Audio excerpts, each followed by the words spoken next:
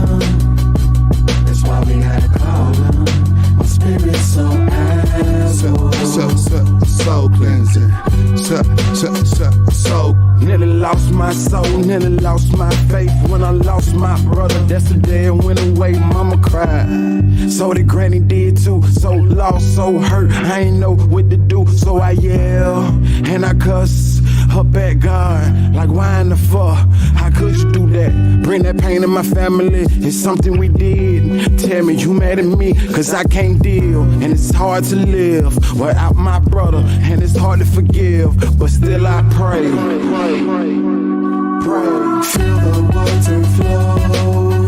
This is for the fire in your soul. We pray for better days, to live our lives and make a change.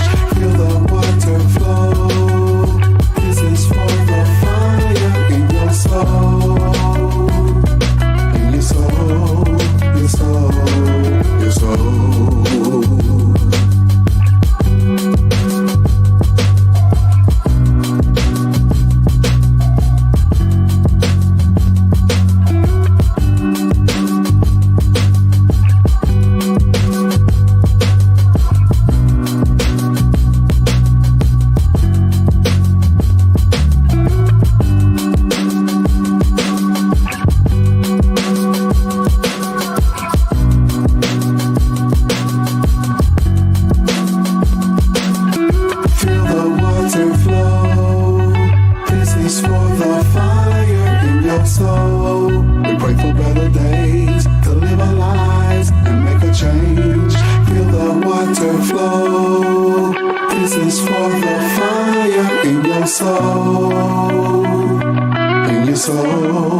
Your soul, your soul.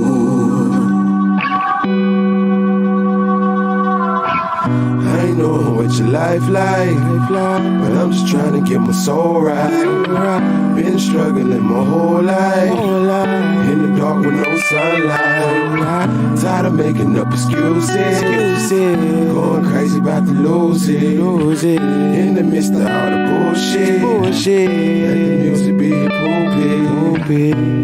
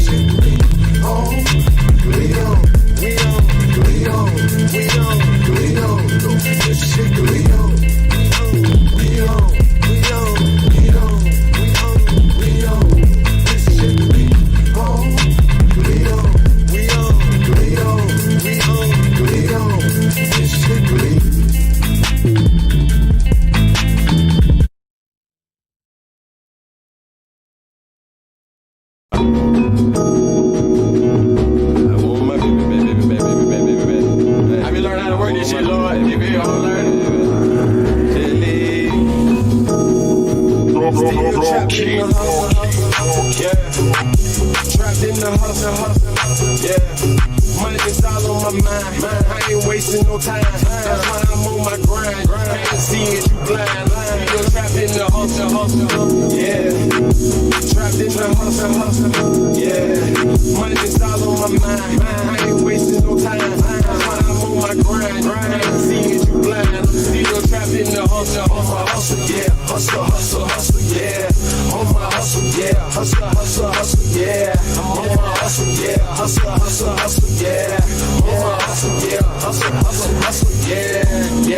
I'm still riding, bitch, I'm still riding. Skating through the city, bitch, I'm golden gliding. I'm still riding, yeah, I'm still riding. Quit to pull up like I'm Uber driving. I'm still grinding, yeah, I'm still grinding. Looking like a chandelier, the way the nigga shining. Hey, for what you mean, man, for what you mean. Money dirty like the Sprite, you know where I lean. Yeah, trapped in the hustle. Money dirty on my mind, I ain't wasting no time. That's why I'm on my grind, I ain't seeing you blind. Still trapped in the hustle. Yeah, trapped in the hustle. Yeah, see money's all on my mind. I ain't wasting no time. That's why I'm on my grind. I ain't seeing you blind. I'm still trapped in the hustle. On my hustle, yeah. Hustle, yeah. On my hustle, yeah. Hustle, yeah. I'm on my hustle, yeah. Hustle, yeah. On my hustle, yeah. Hustle, niggas hustle some rally, niggas hustle some weed, niggas hustle a job and bitches hustle some weed. Hustle by any means, they hustling anything. Kid like Dr. King and hustle you for your dreams. Fuck you mean, nigga. I'm living life, man, I'm living life. Niggas hating me cause they ain't living right. I'm living life, man, I'm living life. I'm Mr. West with that money, I got my shit right. For what you saying, man, for what you saying. Cause I ain't listening unless you paying. For what you saying, man, for what you saying. Niggas dying, take a chance, Lord, that's why we praying. Amen, amen. Try to know. Amen. Amen. Try to know. Amen. Tried in the hustle, yeah. Tried in the hustle, yeah. See, money's all on my mind. I ain't wasting no time. That's why I'm on my grind. I ain't seeing you blind. Still trapped in the hustle, on my hustle, yeah. Hustle, yeah. On my hustle, yeah. Hustle, yeah. I'm on my hustle, yeah. Hustle, yeah. On my hustle, yeah. Hustle, yeah.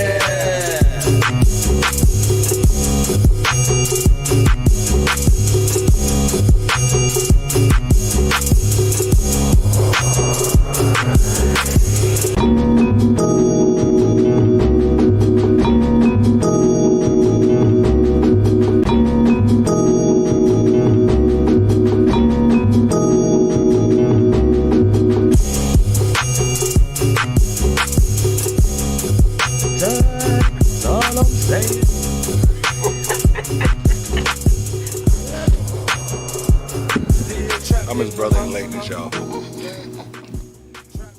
Yo, what's happening? What's happening? It is Tuesday. It's the first Tuesday of the year, so y'all know what time it is. It is time for Classic Conversations with JT and Lo. I am JT, he is Lo, so that means I am I, and he is he, and we're about to get this thing going. Hoping everybody, right, 2021, man. Hoping everyone, brought this thing in safely. Hope everything is going okay for you so far in this new year. Got some guests on today. We're gonna get a little deep. We're also gonna have a good time. As you can see, we are getting our cigar smoke on, and as usual, I would drink. My partner said he was going outside to get a bottle. He came inside with a gas can. Look at that. That's the bottle he was going to get. I don't play. You got to go hard or not at all. He came in with a gas can. So, we'll go ahead and start off. Mr. Cedric, sir, go ahead and introduce yourself. Let everybody know who you are. I'm Cedric Dunson, founder, CEO, and creator of Fat Ash Collection. We do men and women's apparel, accessories, and paraphernalia for those in the cigar lifestyle or for those who just want to wear some very cool gear. Y'all notice he started running out of ways to describe himself. Basically, he is Mr. Fat Ash. He is the CEO. He's the secretary. He's the one that answers the phones. He's the one that put the orders in. He's the one that shipped the orders. He is what you call a small business, so that's what we're going to talk about. Amen. Small business owner, in effect. There it is. And over here to my right, this woman here is wearing, I'm noticing all the hats that she's wearing, man. I first thought she was just the president of something. Then I found out that she was part of the thing that she was the president of. Then I found out she liked to take long vacations. And then while she was on vacation, she started working. So go ahead, young lady, let them know who you are. Okay, that was quite an introduction already. Hello, I am Ma E.C. I am the founder of the Pittsburgh Black Comedy Association. I am not just a member. I am also a founder. And I also, yes, I do take long vacations. I enjoy. Yeah, man, this lady, she was on vacation in Vegas. Send her on out to my man out there, Sugar Daddy. Shout out, fellas. Shout out. Send her on out there, let her get up there on that stage and have a good time out there. And sounds like everything went well out there. It was beautiful. It was a beautiful trip. 12 days of Christmas we did in Vegas. That's awesome. Yes. That's beautiful for real. Bruh, 12 days of Christmas in Vegas. In Vegas. Yes, Lord. It was exhilarating. It was intoxicating. It was, you don't want to come home. All of us have been to Vegas. Yeah. And what goes on in Vegas stays in Vegas. She was there for 12 straight days. So I know she got a whole lot of stories to tell. I can't imagine. No, she got a whole lot of stories she want to tell, but she can't because what goes on in Vegas stays in Vegas. So it's kind of killing her a little bit. She's going to have to act like it happened someplace else so that she could tell the story. Yes. But one of the dope things that she did while she was out there, she actually got into a sponsorship with Walmart and actually went out and fed the homeless out in Vegas. Yes. Now that is... When I heard that, I was like, wow. I mean... That was impressive. To feed the homeless in your own hometown is something, but you went out to Vegas on your vacation and decided to go out and, feed the homeless. So we can tell that this is something near and dear to your heart because I like giving back too. But I'm not ashamed to say that I've never been on vacation and said, you know what? I'm going to go give to the homeless today. Not while I'm on vacation. I've never even thought of that. So, I never thought of it. And I think of it here. I've done it here. Every vacation. Oh, my God. Literally. Because, when you go to get on an airplane, there's extra stuff you've bought and you can't carry it with you. Or extra stuff that you don't even need to take home. You got enough stuff at home. So I always have extra stuff. And then, I ain't going to lie to you, I'll be in that hotel room. When they come knock on the door, do I need a little extra this or that? I always think of the homeless. And I'll say, give me a couple extra bars of soap. Give me a couple extra this, extra That's that. dope. And I collect them. And I literally find a shelter or I'll find some homeless somewhere and give them those extra bars. Never thought of that. Extra conditioners and shampoos. And That's phenomenal. Yeah, that's every pretty time. awesome. Yeah. That's phenomenal. I mean, that's a thought path that every one of us, everyone watching and everything, every one of us watching. I usually think about the workers at a hotel, the people clean, then we'd be at the house, rent the house, I'll say, well, I'm sure they could use X, Y, Z, but I never thought about the homeless. That's deep. Yeah, that's That's wow. pretty phenomenal. I mean, I'll be honest with you. The only thing I'll think about is those white towels. I'll be trying to. Yeah, because I know you probably be trying to keep the roll. You be trying to keep the rolls, Be a right? couple of towels to take home, but Wait a minute, it's them pillows. Them pillows. Something about them pillows. it's kind of hard. It's kind of hard to walk out with them pillows. I can walk out with the towel because I walk in with one, so it makes it look okay that I'm walking out with one too. So, and I walk out with one like each day that I'm there. So, keep me some white towels. The pillows is kind of hard to do though, but the soap and the shampoo and stuff like that, man, that makes a lot of sense. So, wow, that's. So go ahead, Tell us, your thought pattern. First you can talk because I know you got a lot of things going on with it. I know that you have an organization going on and everything, so I want you to talk about that, and then just talk about your thought pattern like you said, you do it every time you're on vacation. And I know you gave a little bit of it then. We was laughing at it and everything. Go and let everybody know, what got you to this point, because, again, History behind it. Yeah, the history behind it. Everybody wants to give, and now let me change that. A lot of us want to give, and a lot of us forget to give because, let's face it, the homeless issue is one of the issues that's kind of hidden in America. We don't talk about it. We see it daily, but it's never something that's really talked about a lot. So for you to be able to have that on the forefront, of your living, your life and everything, that's pretty interesting. So go ahead and give us the history of everything, how it went down. Pull that mic a little closer to you. It is near and dear to me because I do know homelessness. When I was a child, I did experience homelessness. It was a period of time that my mother, she was a single mother, and we had to do much like the movie Pursuit of Happiness. We all know that movie where they had to run to get to the shelter and get in the line. And if you're not there by a certain time, you could very well be turned away still and sent to another place and things like that. So I experienced things like that.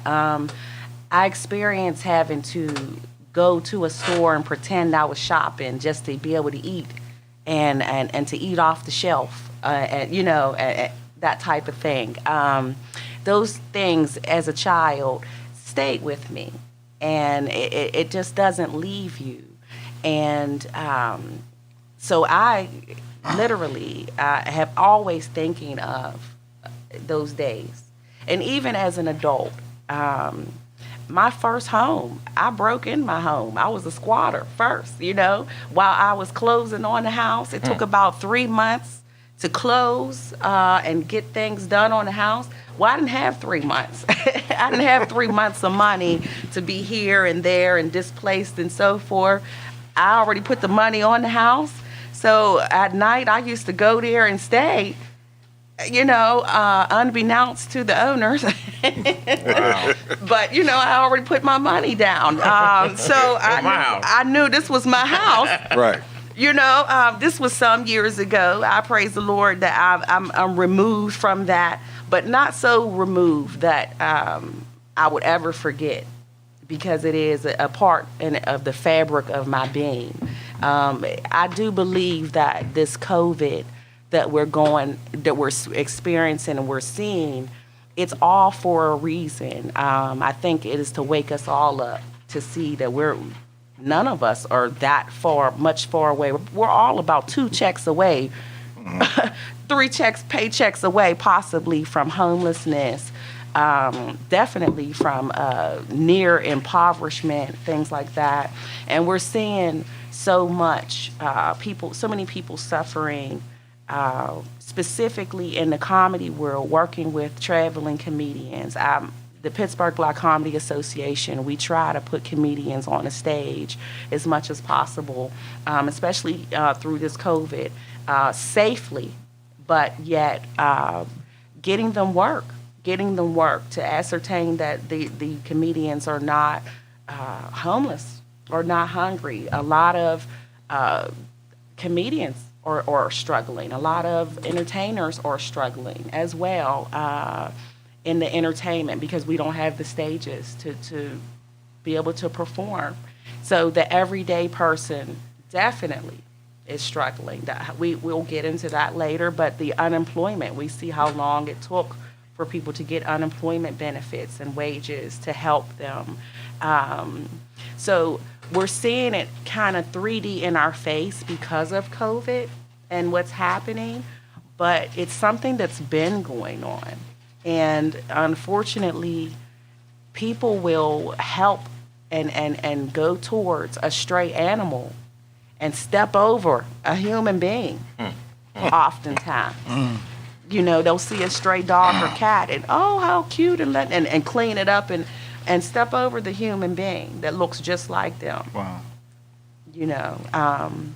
So it's important to give back. It's important to remember that now, especially coming from we may have a vaccine, if you will, for this COVID, but we're still a long way from everyone being out of harm's way, and we're still a long way from the financial ruins and things that has happened. And so that is where we decided, we as Pittsburgh Black Comedy Association as a whole decided this was something that we needed to address. And it was not a remaking the wheel, if you will. We are involved with the Red Nose, so we have Red Nose Day coming up. We all have our red noses, really excited. And it is the Comic Relief USA that we're doing. And it was already something that was started back in the 80s, and it has continued to go on. And so as comedians, as entertainers, we have decided to pick this ball up and go with it. It is specifically to help end child hunger, homelessness, and hunger. But you can't have a child without some guardian, Right, some somewhere. parent, some parental. So there is never a child without some form of family.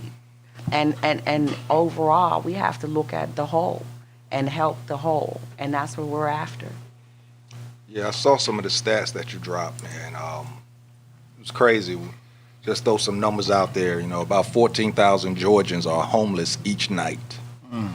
You know, there's over 300 homeless that live in the Atlanta airport. And of course, you said due to COVID, this number is probably going to rise up. Yes, yes. And y'all have a nice airport, too. Y'all got a nice... So you would never think in going through that big old place that there's 300 plus homeless people that actually live there. Unless you're there late at night. And it's crazy. I was looking at this TV show the other night, and this judge asked this guy, he said, "Where you living?" And he said, "Some city." And he said, "Where?" And he said, "The bridge." He said, where at around the bridge? He said, "Under it." I was like, wow. Knowing that we was going to do this show, I just saw this 2 nights ago, knowing that we was going to do this show, I was like, wow, and this was a guy that was actually, he had been an alcoholic and all that type of stuff, and he had been arrested because his anniversary was coming up. And in the past, they've always had big barbecues. So to show his wife that he was, you know, had changed and was coming back, becoming the man that he wanted to be, he stole meat for the barbecue. And like I said, you know, thinking about that we was going to do this show, I was sitting there thinking about that, like, wow, that's deep. You know, there's a lot of people think that, you know, the homeless are, you know, everybody's on drugs, you know, everybody's criminals, that type of deal. But just looking at this guy, somebody that was actually trying to right his ship and had pretty much, looking at him standing there, you know, he was in court, looked like he had done so, you know, and, you know, just trying to get back on your feet. You know, it's not always, you know, the homeless is not always people that's, you know, what's my man, what do you call them? What's the word? The infected. Yeah. All of them are not always of the infected. The infected. So they're infected by crime, or they're infected by drugs, or they're infected by just bad stuff, you know. And it's not always that, you know, looking, you know, from the outside looking in, you could think that, but, you know, just seeing that one clip, is a movie, I think it's called, it's a TV show called Your Honor. And he's a judge that's sympathetic with a lot of people. So he asked that. They was trying to get a man 10 years or 4 years, but still in meat. The guy said he stole $500 worth of meat. So they want to give him 10 years. Wow. So the judge was empathetic with him. He ended up giving him 12 years probation and everything. But, you know, it just goes to show that. What kind of meat for 10 years? Like, what? Yeah, right. And then you say he still got 12 years of probation? Yeah, he got 12 years probation. Gracious. Yeah, and the prosecutor, he was like, it was $500 worth of meat, Your Honor. Like, that meant, 10 years for that, bro? I mean, so, you know, just, you know, it had me thinking about it a lot. I actually, you know, I hadn't been out of the house much since, you know, me and you sent the messages back and forth. But, you know, thinking back on times when you're riding down the street and you see somebody on the corner, you know, now it's gotten to the point where everybody feels that some of these folks on the corner are hustling you. You know, it's gotten to that point. The thing with that is there's a hustle in every story, in every line of whatever, you know, whether it's homelessness, whether it could be a hustle in people trying to fix your house. You know, it's always a hustle. You know, you know, we're taking a chance all the time with that type of thing. Right. But even what she was saying about the comedians, I mean, that touches so close. You know what I mean? Because I don't even think people really realize that a lot of comedians, literally, that's their job. You know what I mean? I mean, that's literally their job. That's and so when you shut down an entire country, you taking away, you know, a lot of jobs. You take away a lot of jobs. The success of the comedians of the past, I think, has gotten a lot of people to the point where they think all comedians is living like, you know, Kevin Cedric Hart. or Kevin Hart. You know, you know, that's, I think the success of those guys in the past. But if you listen to their stories, you hear some of the stories about how they was homeless, living in cars, going from club to club, working at a club for supposed to be $75, but after they took out for the drinks that they did, it ended up being $35. You know, and they was working the circuit, as they say, the Chitlin circuit back in the, you know. And people think because you do a show, let's say you are Kevin Hart, just because we in the show with you, we ain't paid. You paid. You know? Big facts. We were just blessed to do a show with you. Like, And you know, hope, with the hope that somebody else will see you and book yes, you. and get booked again in the Yeah. future. And we might have got a nice little something that one For that show, one one show, time. yeah. And we don't get to talk to you again. We don't get to see you again. Yeah, you know, maybe we do, maybe we don't. But Very true. people think that we all rich just because we did one show with you. No, he's rich. We just did a show with him. That's big facts. It's big facts. It's Yeah, you know, the paycheck, the 2 paychecks away from being homeless, that's real. You know, that's real. You know, it's hard to, you know, once we think about people that we know, you always say, you know, a lot of us will say, you know, how in the world are they homeless? Do they just not have any friends? Do they just not have any family? You know, but sometimes, you know, it can be a pride thing. There's a lot of different reasons why somebody could end up, you know, there, you know, at that point. And who are we hardest on sometimes?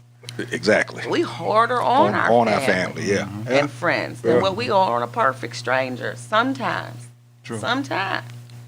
You know, when you think about sometimes Facebook, they make it harder. That's the you unfortunate think part. of social media and things like that. You're harder on your family and friends. Like, what y'all doing? Coming to my page, you know, things like that. You're kind of harder on your friends and family than you are, or friends and family asking for money. You're a little harder than you are than a stray or a stranger or something of this nature. So it explains why a lot of people end up not asking either for the money or can I stay with you for a moment. And even that, people say you're not homeless, but if you're staying with somebody, you're actually homeless. Yeah. Yes, you are. You're actually homeless if you're staying with somebody. You know, I haven't been homeless to where I was on the street, but I've been there. I've had to stay with people. I was kind of running from the law, but I was still homeless. You know, but Social media make folks' pride go up too because they be flexing on the ground so hard about how life is so good. Then when that time get hard, you can't go back and say, man, they were like, man, why don't you just post it up a minute? Wasn't you good? Like, right. I saw a joke today, and I don't want to offend anybody, but I do want to know what y'all think about it. It says, Mexicans be 10 deep in a 2-bedroom, everybody working, splitting bills, saving their money, and helping each other. Black people be 8 deep in a 3-bedroom with one person working, fighting each other and hiding tissue paper and shit. You know, like what? and everybody in there high. Is that a joke? Is that That's the human. That's kind of factual. That's really factual. that sounds like real life right there. That's the factual part of it. Yeah. Straight facts. So it's not just, it's a cultural thing too. How Yeah. much, who's helping who, and how we're lending a hand, and how it looks. We'll see how it says Mexicans 10 deep in one. We'll see that, and that looks culturally okay in our eyes. But then if we see it says the 8 deep in a 3-bedroom, black people, and everybody's hoarding their own, and everybody's that type of thing. But if you even see that, you know, we're kind of looking down on it, and not the common thing to help each other, even if you're in the same situation, in the same place.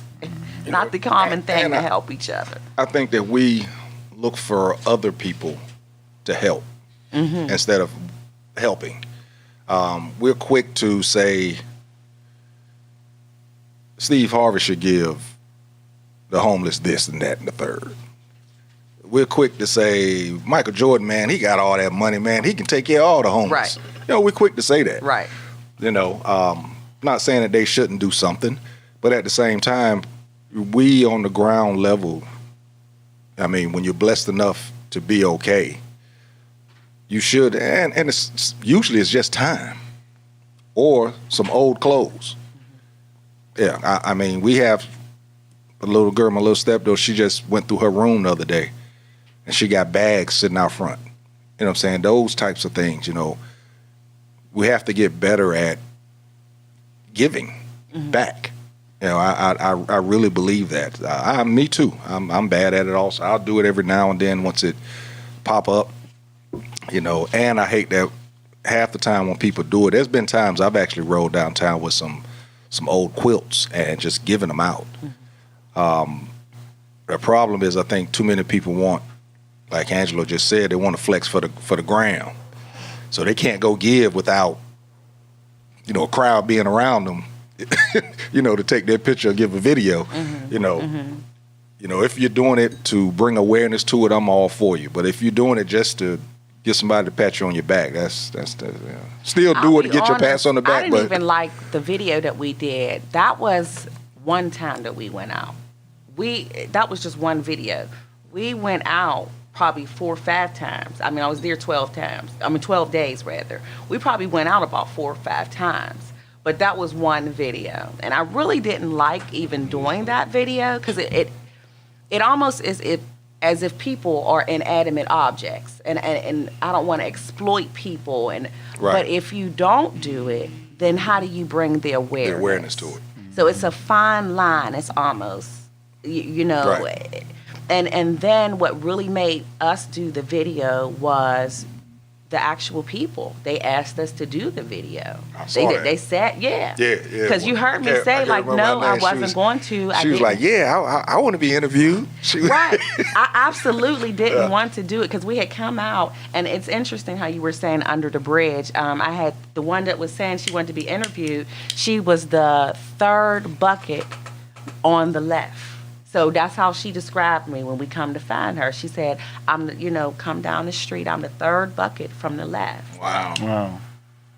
And they invite you to their quarters at the way you would invite someone to your home. And they may only have just a little area, and it's a sidewalk.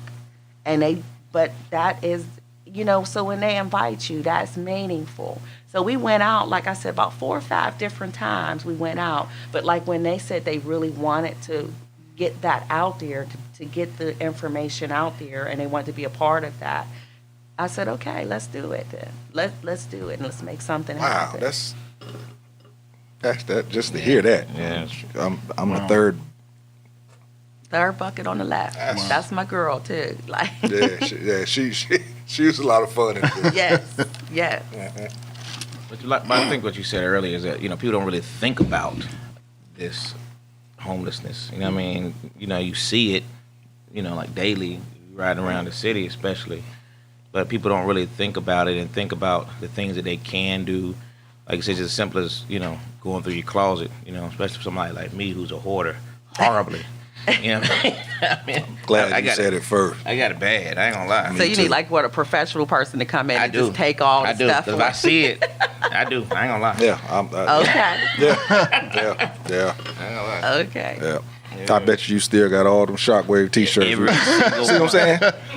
Hey, got them, bro. I got mine folded up. I got all my gear from the outlet we used to go to back in the day. I got all of it. You understand I got all me? my stuff. Oh yeah, I'm man. Yeah, I got it bad. Yeah. Maybe I'll wear it. You know, no one ain't gonna wear that. Right now we talking about T-shirts that pretty much say the same thing on them with a different year. Flag football, we was winning championships like 4 or 5 times a year. Different color T-shirts, and I haven't even. The only time I've worn it was the picture that we took. Folded them up. I think we got 19, 20 something at least. Just sitting there. Yeah. My wife is. Oh, she's smiling so hard right now because she tells me. Like, clean it out. Like, the first thing you would do is admit it, right? That's the first step. That's the first step. That's the first step. Here. I have a problem. Yeah. So these things that you're doing, let's talk about, what you are doing on your part to, help curb this homelessness and this hunger. Tell us what you're doing with it. Well, we are in Pittsburgh. We're all over the place is what we are. And we have the luxury of having entertainers and comedians from all over the place to be involved, that wants to be involved. So while we're called Pittsburgh Black Comedy Association, we go more so by the acronym PBCA because we're literally everywhere.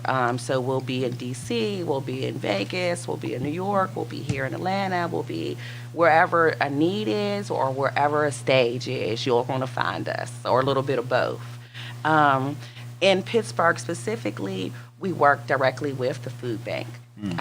There is the Greater Pittsburgh Food Bank, and it is giving money and giving time. And so we are members. When they have volunteers, they need volunteers, even through this COVID, to give out door-to-door drop-offs they've needed, or people coming directly to the pantries to pick up food, where we volunteered for either one, to either drop the food off or to be there for the food pantry pickups and things like that. We also tried to be a part of the donation of the food. So when we can make collaborations like we did with Walmart or elsewhere, if we like this, the Red Nose, Walgreens is involved with the Red Nose. So different collaborations, those work out really well. So anybody can give. We don't have to have, it doesn't have to be an ongoing give. If they want to give one time or if they want to give ongoing with us, either way, we always welcome donations. We're always looking for that, and we're always able to plug it in somewhere. Well, elaborate more on the Red Nose. Okay. Let's talk about it a little bit more. Okay. Red Nose Day, it is specifically, it will be May 27th. I want to be certain, so I'm going to look that up, but I believe it's May 27th is this official day. But the campaign overall is to end child hunger and child homelessness specifically. But we know, again, as we said, there is not a child without a family. Somebody's raising that child somewhere. So we want to look at we want to think of it as whole families. The Red Nose Day is for it's two hands. It is the celebrity, the entertainer that wants to get involved to endorse and bring attention to and awareness to the need for the donations, the need for us to all be aware of the child hunger and homelessness. So it's for the entertainer. It's also for just the lay person who wants to just put a red nose on, who wants to put a hand to a plow and help with putting the bags together, putting the donations together, things like that. So here in Atlanta specifically, I know that they are taking donations and things. So we are connecting with the different donation places that where donations are being connected, as well as this is considered a comic relief. So Comic Relief USA overall, and it was started back in the 80s with Billy Crystal and Whoopi Goldberg. I'm telling my age now. Yeah, I'm gonna walk. Familiar. So I'm gonna walk down that line with you because I remember that also. Right, but do you remember? And it started back then, and it was kind of a foreign idea, but it literally made like $1.4 billion from the 80s all the way to now, and it spans from the U.S.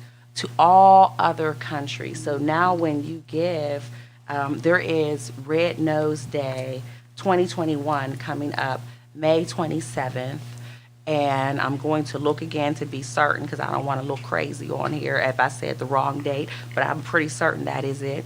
And it is also Red Nose Day USA and Red Nose Day UK. So when you're giving money, you're not just giving towards just one, entity. You're giving towards all, and you're helping to end child hunger and homelessness all over.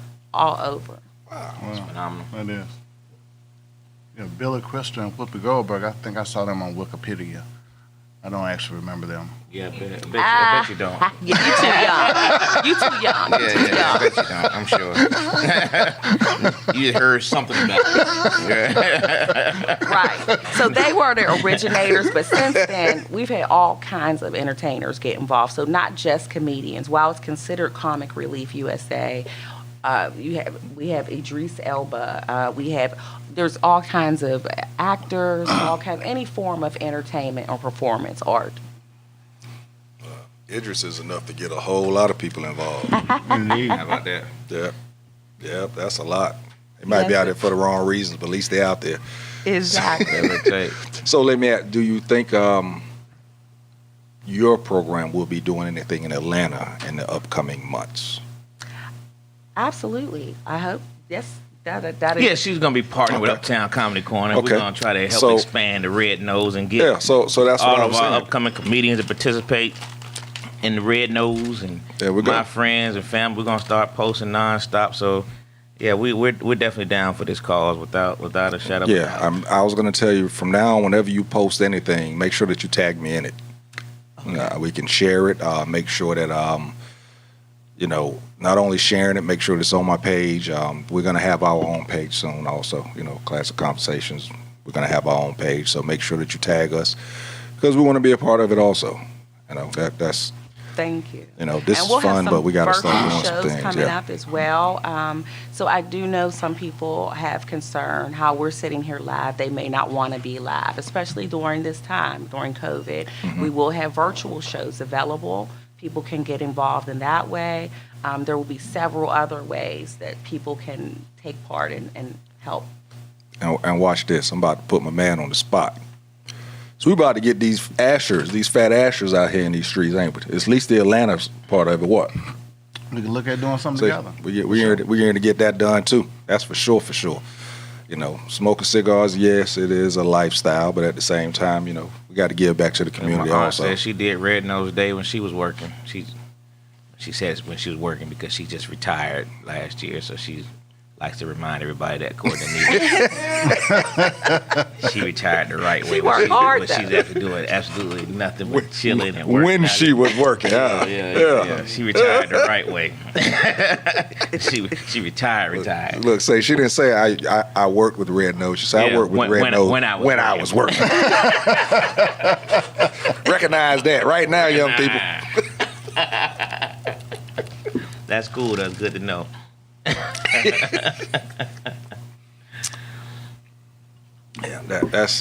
We gotta. I just feel that it has to be done more. I know that I haven't been out there with a group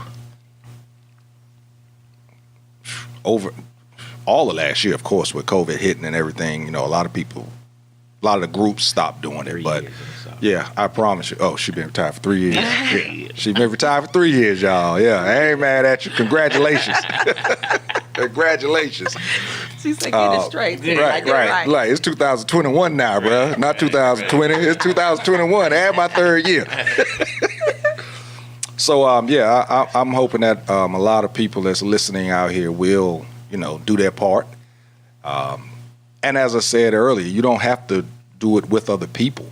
You just go out there and give, because sometimes, man, I've been out there giving, and there's even hustlers out there. Mm-hmm. I've seen some people come up to grab, some of the toiletry items we was giving away, and finally one of the cats told me, he said, that dude, that was already in line. He said, and what they're going to do, they're going to grab a lot of stuff, and then later on, they're going to try and sell it. They're going to barter it later on out in the streets. So, it's it's a lot of hustling going on throughout. So, stop. Your blessings are going to come if you give, no matter what. Whether you got hustled or not, I hate it that you did, but your blessings will still come back to you. So I think we all need to stop thinking that it's all a hustle. Right. And try and give more. I can dig it. I ain't saying every time you see somebody with a sign up, give. If you can, do so. But I'm not saying to do that. But what I'm saying is stop thinking that it's all a hustle and using that as an excuse. The first time it came to mind, it was a while ago. Never forget, I was at a Taco Bell on Ponce way back in the day. And this dude asked me for some money. I said, I tell you what. I said, how about I take you inside a Taco Bell, get you something to eat? He was like, hey, man, that's what I wanted to do anyway. That's right. So I went inside, got him something to eat, came out, and he showed me, he had taken this thing out of the garbage, some type of little electrical thing. It had one little speaker. And he said, just have a conversation with me. I'm like, what do you mean? And the thing was recording me, and he could actually change my voice, and it spoke back to me. Now, this was that I'm saying 19 tells you how long ago it was.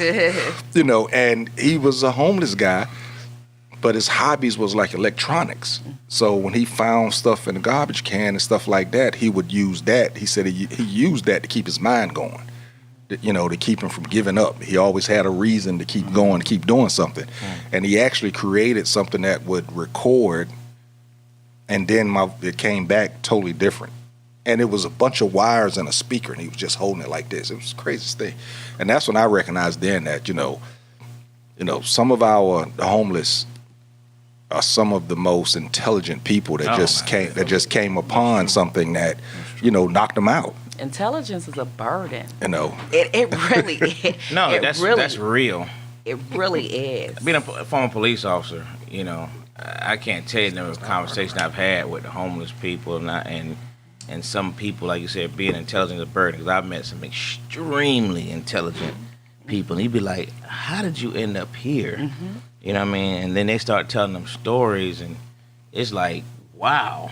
I mean, it's everybody didn't just fall to drugs. There's a lot of stories out there. Mm-hmm. There's definitely a lot of stories out there. I used to be amazed at some of the things I used to hear. You know what I mean? And the type of people who were out there, and some of the things they still knew. It wasn't like they just went dumb all of a sudden. They could still tell you some stuff, man. They'd be like, wow. Yeah, absolutely. Yeah.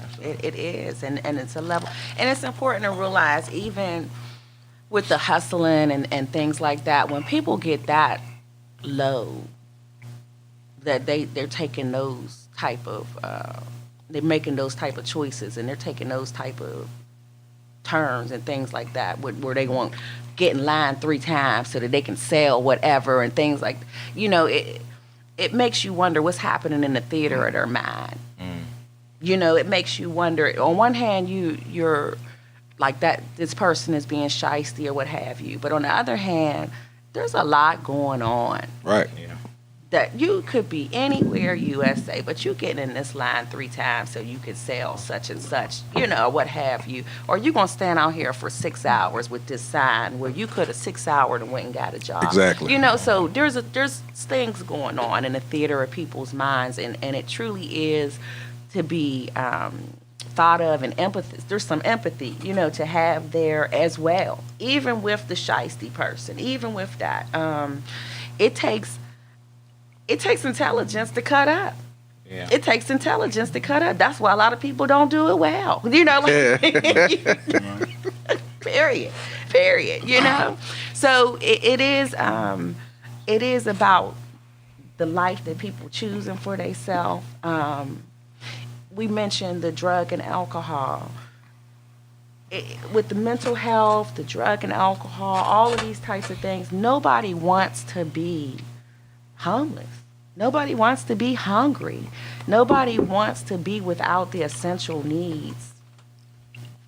Simple. Nobody wants to be that way. So when you think of it that, regardless to whatever their life choices are, they didn't want to be like this. Nobody woke up in the morning and said, I just want to really mess up, or just kind of Right. as a little kid, when I grow up, I want to be a crackhead. I can't wait. And people look down on it, Right. And that, I understand that. Let me say that I understand why people look down on drug addiction. Usually something that's happened to them from somebody that was addicted. Mm-hmm. But again, it's a disease. Mm-hmm. It's, I don't want to say it's the same as cancer, because it's not, but it still is a disease Mm-hmm. like cancer. Mm-hmm. And it's hard to be forgiving, because of it, the drug addiction and things of that nature, because drug addiction, alcoholism, stuff like that kind of makes you act indifferent towards the one you love. So that's why it's hard to be forgiving for that disease. Mm-hmm. Whereas leukemia or any other type of disease, you may be mean a little bit, but that's out of frustration. So people don't look at that. They're more forgiving, not realizing that both of them are still a disease. All of it is still a disease, So a lot of us look down on it, but like you said, nobody woke up saying, you know what, that's cool. I'm just gonna smoke crack all my life.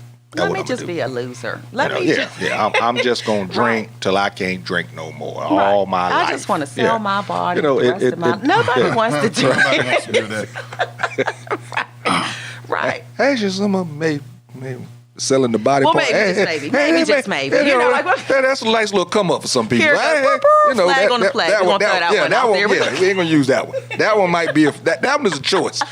Sometimes, most of the time, that one is a choice. But flag on the plate. We're gonna throw it. Yeah. But what I will say is, overall, people want to be successful, and more importantly, they want to eat at least. Yeah. They need the essential needs, human needs. They don't want to be out in the cold. And on those coldest nights where we go in and pull our covers back and think nothing of it, or those rainy nights, things like that, folks is out there. They are out there. Like I said, it's something that's not talked about. It's really not talked about. I got in the military. When I was in the military, I got in trouble because I talked about how if you looked out the windows on the right-hand side of the White House, you saw homeless people in D.C. And, that was a problem for me. We don't talk about it enough. There's homelessness everywhere, even in some of the smallest, I don't even want to call them cities, we'll call them towns. There's homelessness there, and I just don't think that it's something that's talked about nearly enough. I think politicians are scared to touch it because they're scared that they actually can't do anything to make a difference. So they're scared to touch it, and then if they get elected on that, they can't really provide what they said they was going to do. They can't deliver the goods. So I think that's why a lot of people stay away from it. So us on the ground level, man, like I said, when I was out there, I met some pretty interesting people, and I've tried to stay in contact with some of them. It's hard. I'll never forget, I met a family one time. They came up. There was a dad, his wife, and 2 daughters, and they were dressed, but they were living in their car. And they came up, he actually came up to me and he said, listen, he said, I really don't need the food that you guys are giving out. He said, what I need is gas, because this is where we live. This is where we keep and our daughters warm, keep them from being in the streets, that type of deal. We're homeless, but this is our home right here. Right. You know, and I actually tried to keep up with them. I actually went down and looked for the truck and everything. They had given me a cell phone number, but of course they got turned off. They was out there asking for $5 of gas. I can't remember exactly how much I gave them, but I know I gave them a lot more than what they asked for. And I remember trying not to let other people see me give them the money, because then if I did, a lot of other people's going to start coming up to me asking me for money. That's why I remember it so vividly. But I did try and keep in contact with them. You know, I've always prayed that they, you know, made their way. You know, very respectful little girls. You know, they could have ran up there and started grabbing stuff, you know, but they waited until their parents told them, okay, go over there and see if there's a shirt that fits you, you know, that type of deal. You know, you just saw something different in them. And you could tell they hadn't been out there long, put it that way. And if they had been out there long, you know, they was able to keep their daughters joyful enough to where they were still obeying and acting like they had some sense, put it that way. So, you know, I'm hoping that, you know, a lot of us, you know, take it upon ourselves to, you know, do more, you know, and not wait for somebody else to do it, or not even wait, or if you are waiting for somebody else to say, let's do it, you know, going ahead and doing it with them. You know, everybody don't have it to say, you know what, hey, I'm going to organize something, let's go down here and give to the homeless. I wanted to confirm, yes, it is May 27th here, Red Nose Day. But the unique thing about Red Nose Day and Comic Relief USA is that it is ongoing. So even though we'll have the kickoff, the great big day to celebrate and all come together, it is ongoing. It's all year, because the need is always and ongoing.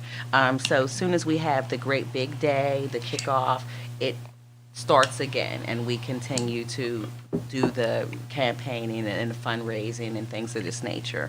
I had a situation where a brother was begging for money in a drive-through and literally throwing his body in front of vehicles.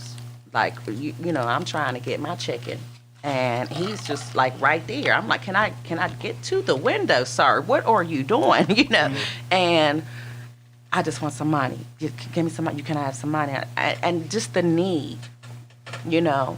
So I said, let me get my chicken, and whatever my change is, you got it. Whatever I have on me, you got it. You can have it, you know. And I just heard it in my spirit. That's what.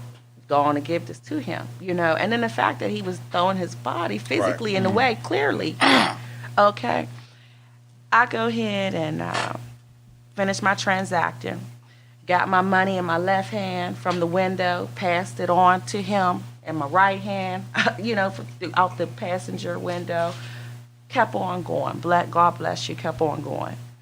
It literally was 2 days, day and a half, 2 days later, and I'm in a parking lot, catty corner from the drive-through that I was in and gave him money.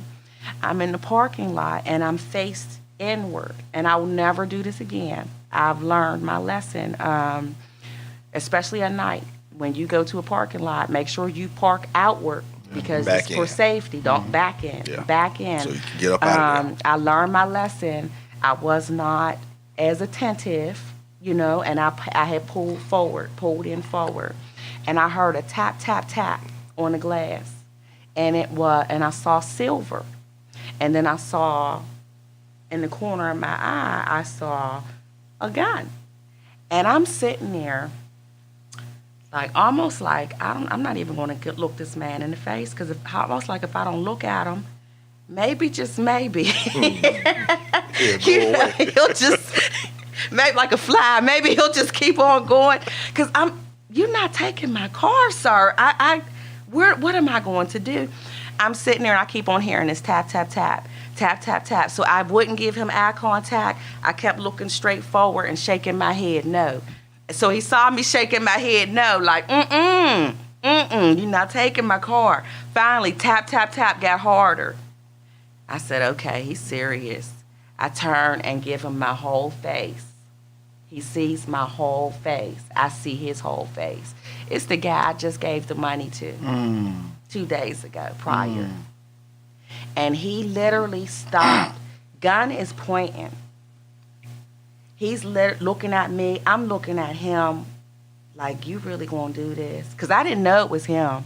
In my peripheral, I saw the tap, tap. I'm hearing and saw. I didn't know it was him. He didn't know it was me. So I turned like, okay, we gonna do this. I guess we doing this. And he looked me right in my face, lowered the gun, and ran off. Wow. Wow. Wow. I don't know, had I not given him, I probably only gave him, I don't even think I gave him $10. I just gave him the change from me making my transaction here. I don't know, had I not given him anything that day. What would have happened that night? What would have happened? But we had a moment. We had a moment. But it also shows your conviction. Because most people, after an incident like that, they wouldn't want to give anything. Not at all. At all, ever again. Whether they, you had that moment or not. And we know that it was a moment and you came out safely. We could tell that because you're here right now. Here. But whether that happened or not, most people, this shows your conviction towards the cause, because most people would have been like, oh no, I'm not doing it. I'm not giving these folks no more. And they're going to turn around and do this. He took my money and went and bought a gun so he can rob people. A lot of people would have took that and went the other way. And the crazy, understandably, I understand it. If that did happen to them, I can dig why they would do that. But it also shows your conviction towards what you're trying to do, and I applaud you for that. Is my button working, Dwayne? It's not working. Everybody clap. All right. My applause button not works, so we got to clap in here. Oh, Lord. And one thing for sure, we know it wasn't Chick-fil-A. No. No, it wasn't Chick-fil-A. No.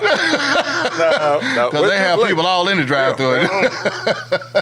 Yeah, they outside taking orders, making sure everything.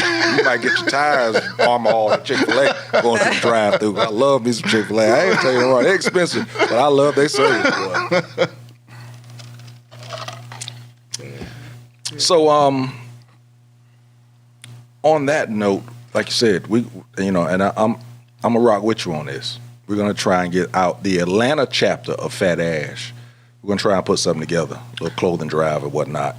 I think that would be pretty dope if we can get some sponsorships, which we should be able to in regards to food because of. Are you part of the Fat Ash community? I know that you don't smoke cigars, but actually, my 12 days of Vegas. So my man, the Devin. I did get Devin a little time. The Devin. Now Devin did not with Devin. I didn't, but I did have a little. So okay. And y'all can pass something down here if you want. Like they really could. Like because that is one of the criteria of being in the Fat Ash group is that you got to smoke cigars. Right. Yes. I know my way around a stogie. Good. I know. That's what's up. Hey, but also, so I'm going to,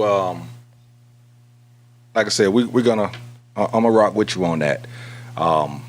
When I tell you we're talking about small business, I want to shift it a little bit. We're talking about this small business thing. I've known Sid now, about 10, 12 years? It's been a minute. Yeah. I stopped counting after one. Yeah, known him for a minute. Didn't know he smoked cigars the way he did at the time. Both of us did. We just never, it wasn't that how should I say? It wasn't as visible back in the day. That's correct. Both of us smoked cigars, and whenever we just happened to be around each other, we were smoking cigars. But it wasn't as much as it was a lifestyle for some of us, but it just wasn't as big at the time. How many members you got in your group right now, bro? About 12,200. Wow. When I tell you, he started this group after he said, you know what, I'm here to, he basically wanted to start his own movement. And I remember you was talking about your own cigar first. Mm-hmm. But he went this route first with just the fat ash and everything and the accessories and the clothes. And when I tell you what is it, Monday that you invite everybody? What day is it that you invite everybody? That you say.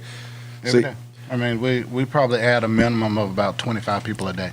Every day.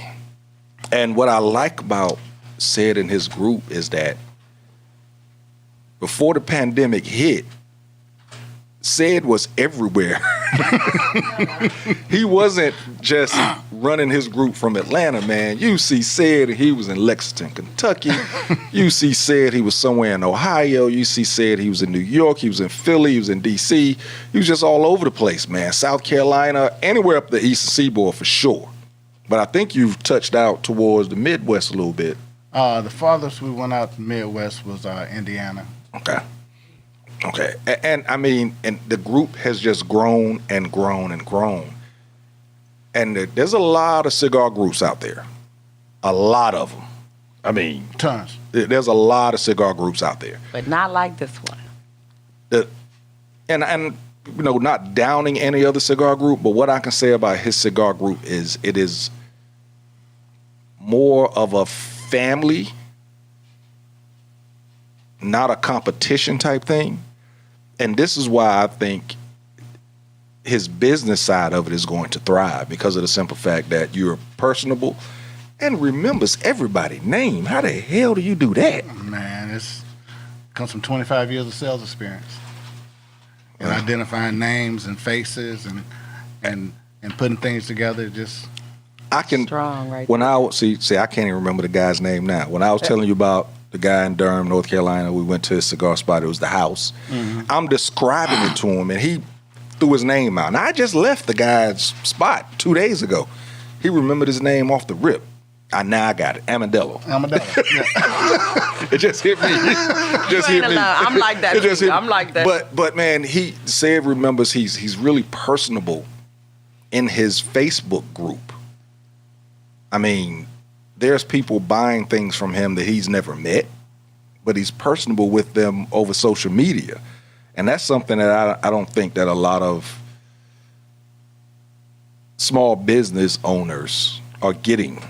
They're not getting that part of the personal side of it. Yes, it's business, but if you're personable with people, they will respect you more and respect your business without you even having to say, "Yo, this business though." A lot of people sometimes be like, "Hey, man, we cool and all, but this business."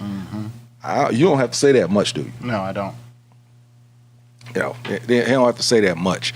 But go ahead and talk about Fat Ash, man, and how you what motivated you to get Fat Ash going? Because like I said, before we were just smoking cigars and having a great time. Then all of a sudden, it was Fat Ash. Hey, Danielle, what's happening? She watching. There go the wife. Did you come to you came to my launch party? Yeah. Yeah, so that was my official launch, which is January 17, 2019. So I've been at this now. I got an anniversary of the official launch coming up in a couple of weeks. But, it just all started from just a... That's right. Thank you. At that time, I think you had maybe, 3,000 in the group? 0. At the launch? 0. Wow. I started the group March 17th, 2019. 12,000 people. Yeah. So, I mean, it just started with an idea, but even prior to that, it's just that I've been in sales for 25 years, and I've gained a lot of knowledge and wisdom and expertise over that time, and building relationships, cultivating relationships. And so I just kind of said to myself one day, why am I using all these skills for someone else? How about that? Yeah, I mean, God has really gifted me with some great skills. So why is it that I can't use these skills for my own benefit and for my family's benefit. And so I've always wanted to be my own business owner in some sense. Had a million different ideas along the way, and they just didn't work. But the rubber kind of met the road when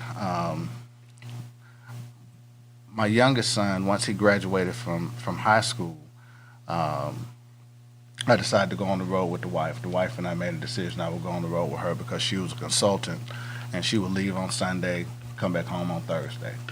And she started that when our youngest son, Desmond, was in 7th, 8th grade. So she had been doing this for 5 years.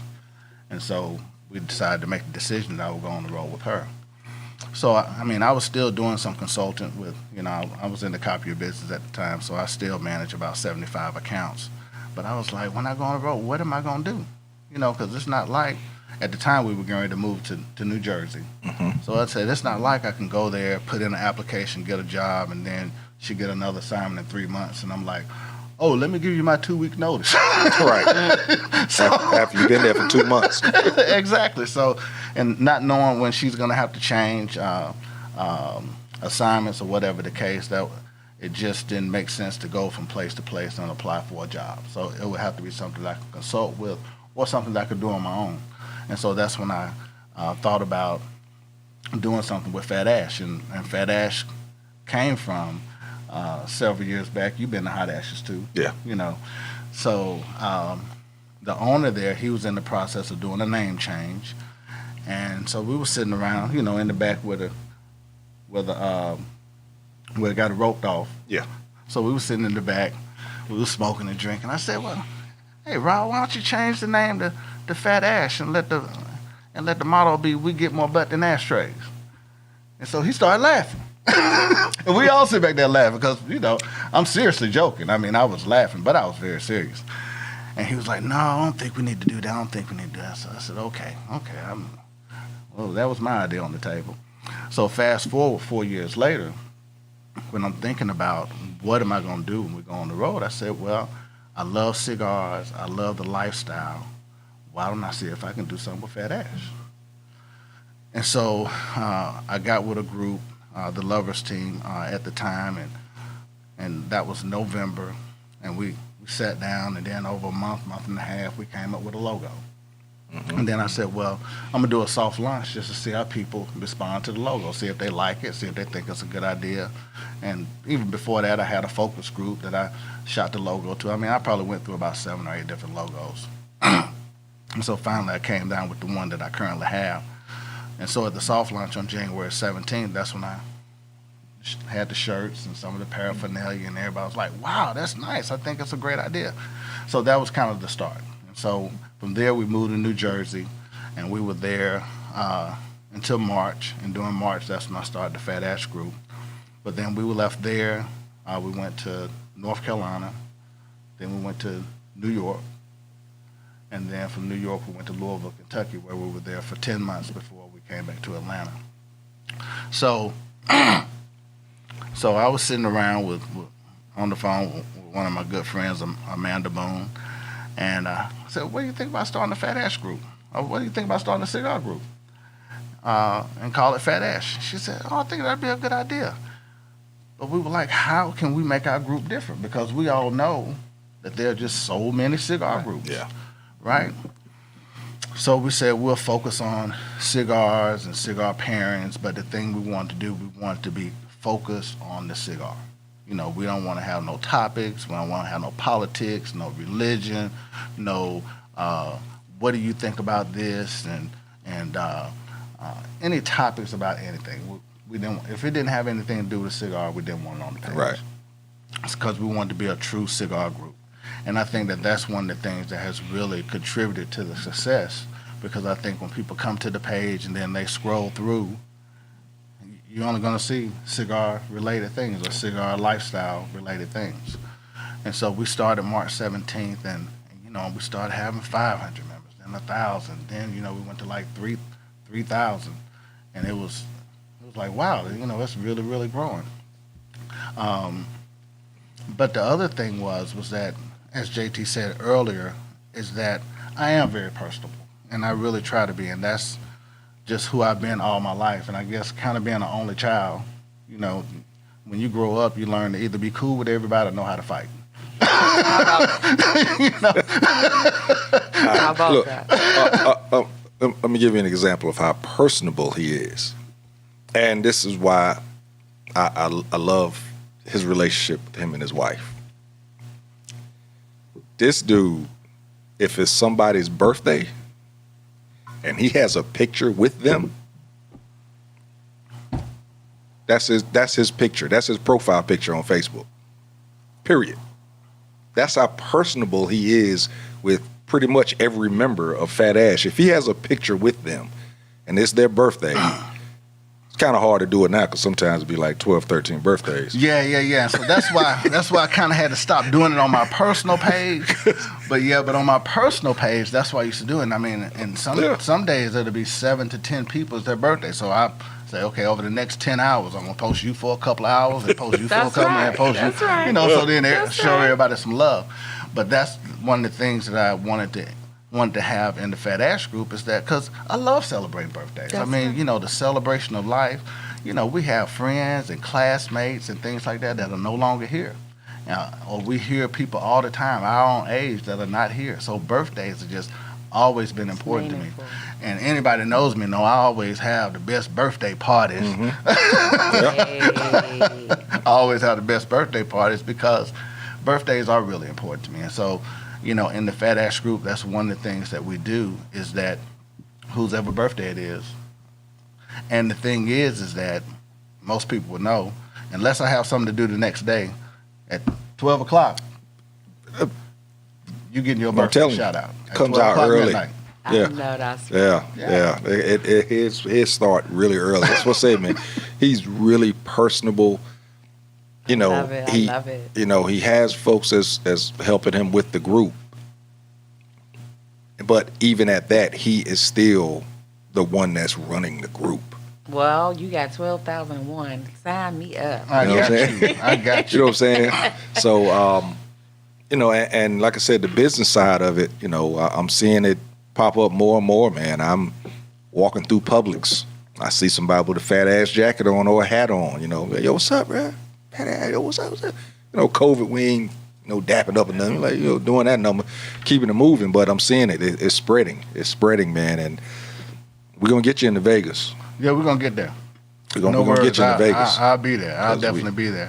Vegas Cigar Week. But the good thing is that when people see other people who are in the group with the Fat Ass shirt on, they talk to them. They go, because, hey, you in the group. And that's the way I want it to be. I want it to be where we are like a big happy camaraderie, family, the right, camaraderie, right. the friendship, and things like that.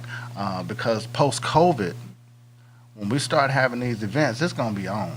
I mean, we're going to have some serious family Fat Ash events where we can just get together and fellowship one with another and just have a great time. I mean, because that's really what I wanted to always be about. And so that's why it is important to be personal. That's why all my admins that, I give big hats to them all the time because they're very personable too.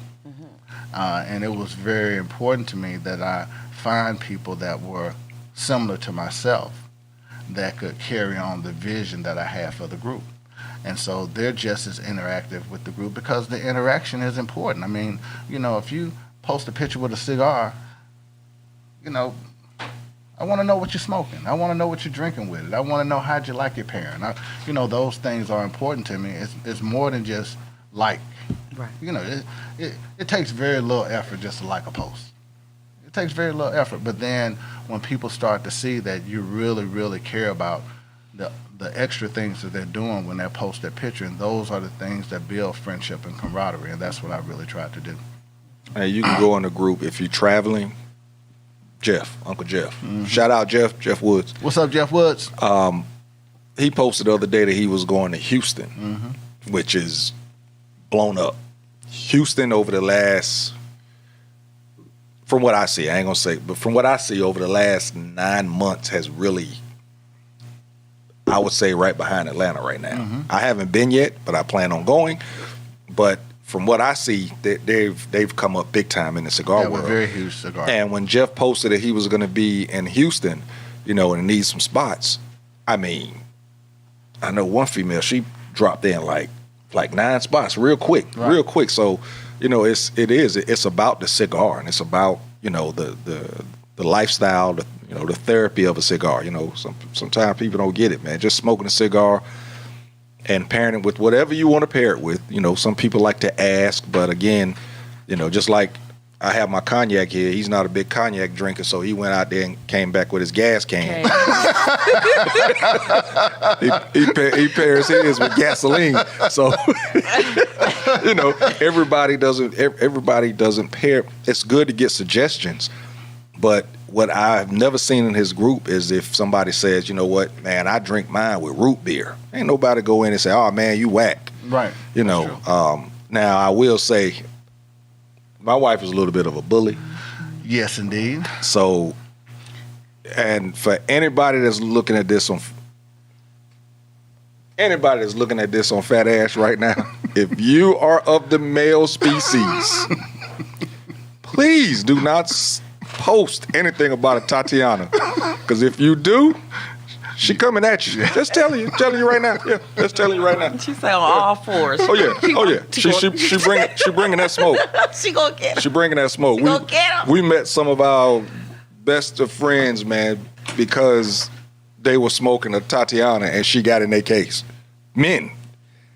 And, we ended up being, real cool. Luckily, they wasn't assholes and wanted to start a fight, because I'm way too old to be doing that bullshit right now. I keep telling them, I say, hey, man, you have to watch this. You have to pick your bullying right. Don't pick the wrong nigga. Hey, fighting with. Whew, boy. I hear somebody in my hand, I don't know what would happen. But the other thing about cigars is that...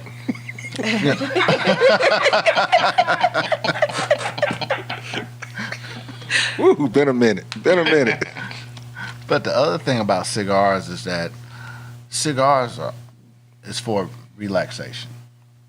It's to relieve stress. And one of the things that I was talking to Dr. Oscar, who's the owner of GTO, he said one way to really test that is to check your pulse before you start smoking. And after you finish smoking, if your pulse doesn't go down, then you're doing something wrong. You're doing something wrong, because that's really what cigars is, and that's one of the reasons why cigar smokers live a very long. But that's one of the reasons why cigar smokers live a very long time, is because it relieves stress, and then that's one of the things that we do to kind of decompress from the day, get the day off, and things like that. So that's one of the ways you can kind of determine if you're doing this right or not, is check your pulse after you finish smoking. I never heard that, but it's very true. It is. I mean, it mellows me. I mean, just... Man, I've tried to call myself, you know what, I'm going to smoke a cigar, then I'm going to go do such and such. No, it ain't going to happen. Smoke the cigar and think about it. Think about it real hard. And then, you know what, one more. And then you don't think about it the second time. For real, it's really a relaxing time, and it's therapeutic. Real talk. Yeah. And the club atmosphere, man. Well, I can't wait to get to the office. Smoke a cigar. Right. They full drive me crazy over there. Well, I be like, boy, as soon as I get over there and smoke a cigar, boy, it's all good. It's all good. They ain't coming to office. Like, yeah, whatever, we got it. We straight. And see, I'm a basketball official. And, I mean, everybody knows I smoke every day. But before I go referee, I can only smoke like a mild cigar. If I smoke a full body cigar before I go referee, I'm going to be very lethargic. My whistle going to be real slow. I'm going to have a lot of folks cussing me out. Kids going to be getting hit in the head. Elbowed and all. Look, you bleed. Foul. I might even have a little phantom calls in there, just to make a couple calls so I could take a little break. But it is for relaxation, and I think that if we really know and understand the art of smoking a cigar, then we'll kind of see what it's for. I like that. It's not just about being cool. It's not just about being in the in crowd, even though you can do those things too, and a lot of people do. But when you really begin to just get into cigar smoking, and then also the parents, I mean, just like in the morning when I smoke a mild cigar in the morning and drink coffee, I'm getting my relax on. I'm getting my relax on as I'm starting my work day, and of course I get my morning dose of Matlock. So I mean, but I'm dead serious. I believe. I'm dead serious. I'm Judge Judy. That's Judge Judy. That's my girl. Like, I believe. But that's a way to Matlock kind was of during a certain age period. Just remind you. Well, no, I mean that was something my mom told me about, and so Right. since she said it, I believe it. So I said, let me just kind of check it out, so Okay, I can kind of relate to her, give us something to talk about, Right. whenever we talk on the phone. So okay. That's classic. Now, do you prefer an ascot? Do you have a couple? No. Do you have a few? I know. That's per with a pipe. I mean, if it's a full lifestyle, you need a couple ascots. I am the ascot guy. I was about. You look Yeah. like an He ascot is. guy. Like you. I can't got do your that. neck long when you talking. Like you like. I can't do the ascots because I feel restricted. I feel like I can't move them because I'm gonna mess up the ascot. So whenever I have one on, I'm like this the whole time. Yo, what's up, bro? I won't bend down because I feel if I bend, I'm gonna mess up the ascot. It's not like a turtleneck that'll stay with your neck. Right. That's the way I feel. So I haven't. I've worn them, but I mean, the cigar lifestyle, man, is in regards to, and we are going to do a show on this. The cigar lifestyle, though, is in regards to the dress, the way you act, what you're supposed to do when you're at a cigar lounge and things of that nature, man. It's, COVID has kind of blurred it a little bit right now because a lot of the cigar lounges in Atlanta has had to relax those type of things because they got to make their money, so there's, the dress code has come down a little bit. You gotta get back to Vegas. A lot of them are more getting to be more clubby because again, they got to make their money, and I understand it. I feel it's gonna go back, but like I said, I smoke I ain't gonna say I smoke too much. Then again, I do because of what we're spending, but we order hours online. But man, I mean, you can get caught up. When this thing first hit, me and my wife were smoking 4 to 6 cigars a day, and that was with breaks. Would have smoked a lot more than that if we didn't just make ourselves stop when COVID first hit, and you was just in the house looking for good Netflix series to watch and stuff like that. Lemonade Lounge. Yeah, so you Lounge. relax like, I mean, you sitting back. I mean, we got recliners. I mean, it is a lifestyle for real. I mean, and we've thought about, one time we thought about opening up a cigar lounge. The problem with us is we enjoy too many different cigar lounges or cigar bars, whatever you want to call them, to open up one. So I mean, That's where you will be. yeah. I mean, yeah. If you open up one, you got to be there. gotta be there. Yeah, you can't be going everywhere, and that's not who we are. So that's why we couldn't do it. I'm still looking at a couple of different things we might do within the cigar world. I know that my own cigar is coming. That's coming soon, but. Oh yeah, talk about your own cigar, bro. You got to go and let them know it's coming. Yeah, it's coming.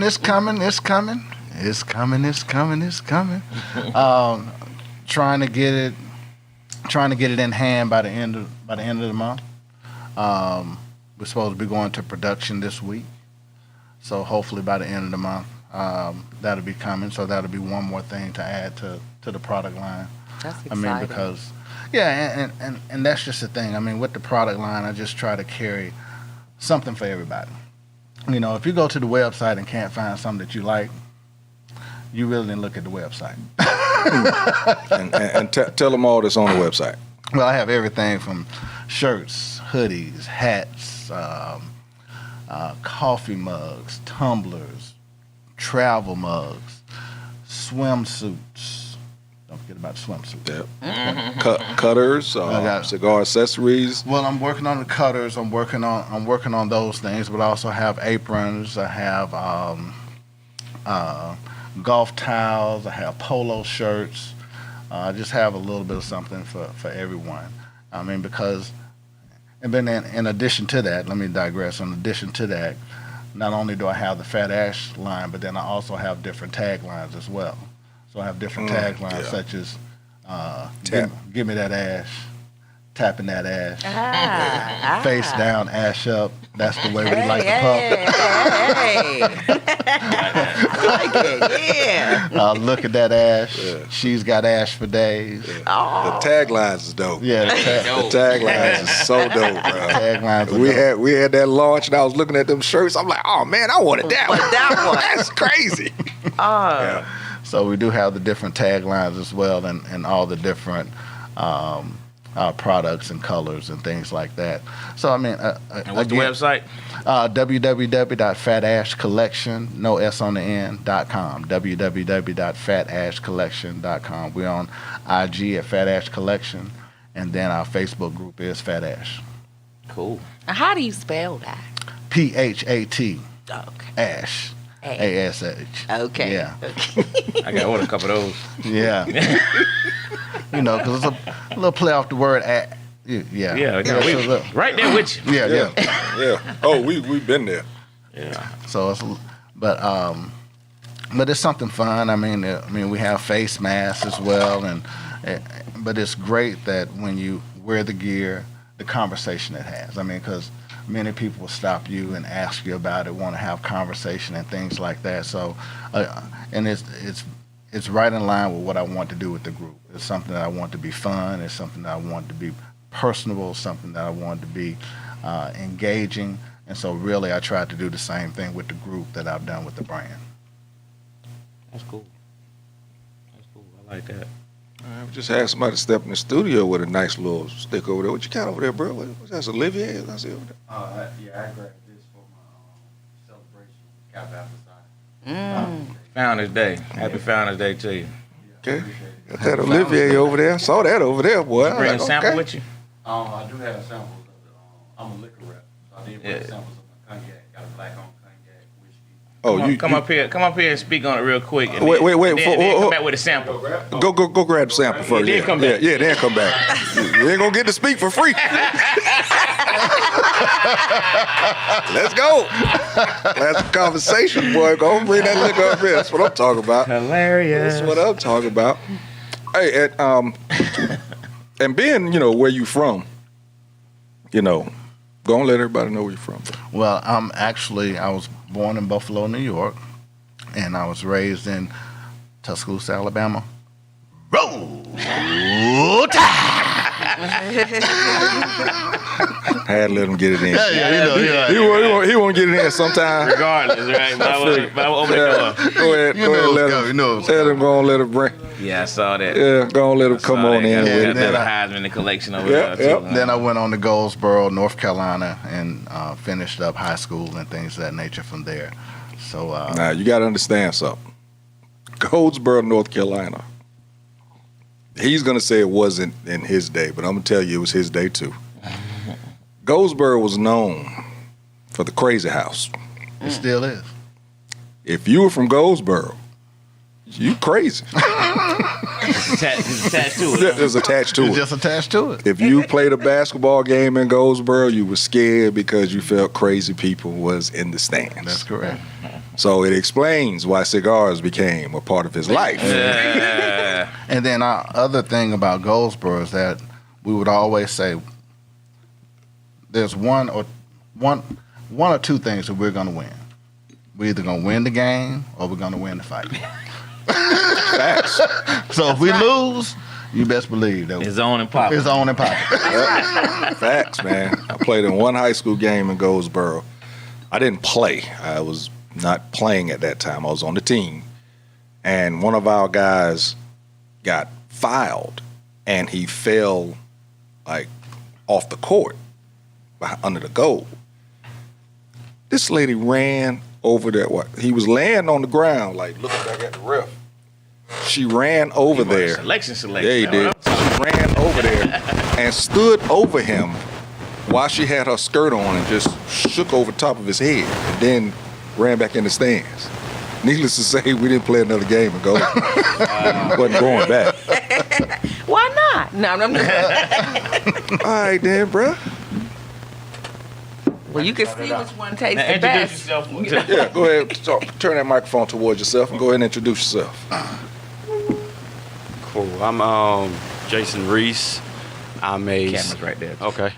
I'm a senior sales rep for Forte International Spirits, which is probably the first black-owned liquor distributor in the state. I know, probably the country. Yeah, I've been in the industry about 10 years now. Used to work with national distributing.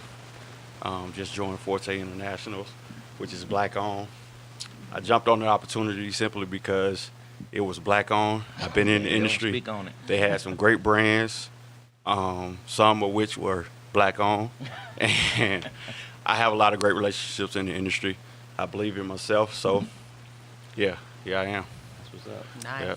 Nice. Okay, this was called Enyak. So the N is silent. It's Okay, called just yak. yak? You just yak. Yep. And it's actually been around for about 20 years. It came here in the early 2000s. Jadakiss was the face of it.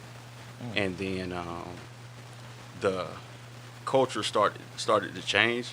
It was ranked as one of the smoothest cognacs around. But the culture started to change with cognacs. They didn't like how the hip-hop culture was taking over the cognacs. They left, which was probably a bad decision because you see what Hennessy is now. Right.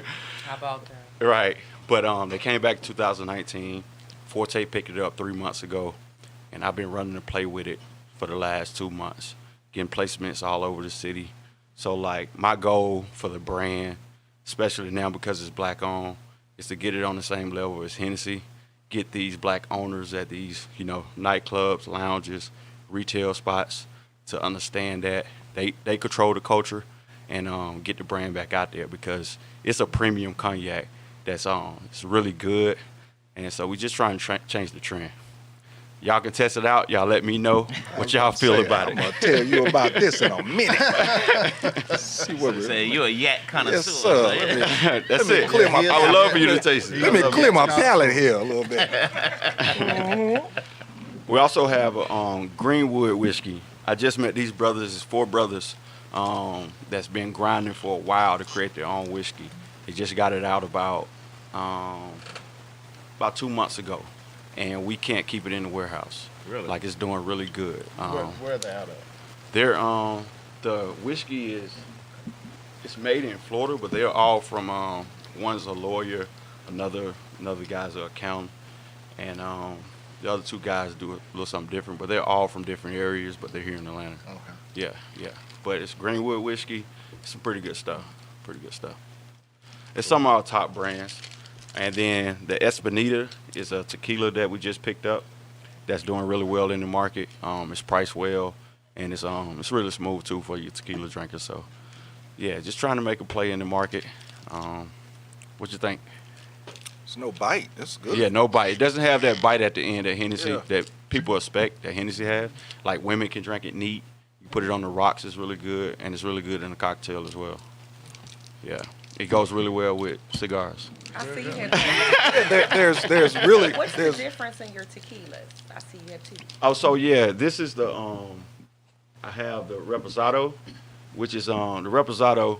The difference between the Reposado and the Añejo and the Blanco is they sit in the barrels a little longer. So that's the main difference. The Blanco is made and it's produced in less than 6 months. The Reposado takes about a year for the Reposado, and then the Añejo is just a little bit longer. So it's priced differently because of the the amount of time that it it sits in that barrel that creates that taste.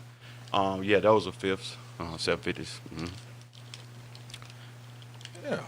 Yeah. This is definitely smooth. Yeah, there's no bite at all. nothing coming back because that's the thing with cognac is that you wait for it. Yeah. It's almost remember the commercial, the peppermint patty, and they used to wait for it. Yeah, with cognac when you drink it, you wait for that bite to come back, and this. Yeah, that's. I was going to say Enyak again. So yak, just yak. Uh-huh. Wow. Drinking Yeah, that yak. that's how it basically happened. It came back in 2019, and I'm not sure if you're familiar with Dennis McKinley. Yeah, this He will owns creep up on you. Crew Lounges, the Crew Lounge and Hot Dog Factory. He actually, I think a rep introduced the yak to him. He tried it out.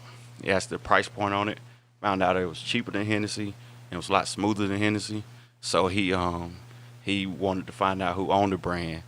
Took a trip and basically bought them out. Really? Yeah. So yeah, that happened. That happened like right before I joined Forte International. So like he's been a big help in like, you know, just really pushing the brand and making sure it grows. You know, it's his now. So yeah. Forte, Forte. Mm-hmm. Okay. And his the CEO is Scott Forte. Okay. Yeah, Scott Forte. I think they've been around for about a year and a half now. Mm-hmm. So making moves. I'm all about building from the ground up. So I'm big on that. So when they brought me on, I tried the yak first. I was like, I can do something with this. I already have a lot of connections in the city.